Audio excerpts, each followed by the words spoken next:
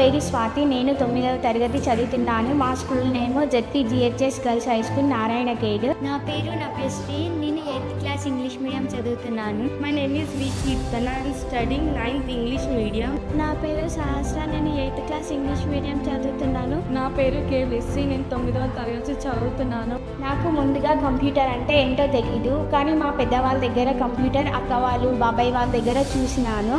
కానీ నాకు కూడా కంప్యూటర్ నేర్చుకోవాలనేసి చాలా ఆశ ఉండేది. మా స్కూల్కి బ్రైట్ చైల్డ్ ఫౌండేషన్ వారు ఇన్ కంప్యూటర్స్ డొనేట్ చేశారు. కంప్యూటర్ ఎట్లా ఆన్ చేయాలి, కీబోర్డ్ ఎట్లా టైప్ చేయాలో చెప్పారు. మళ్ళీ ఎంఎస్ వర్డ్ గురించి కూడా చెప్పారు. I had done what is computer, what is software and hardware, how to create Gmail account.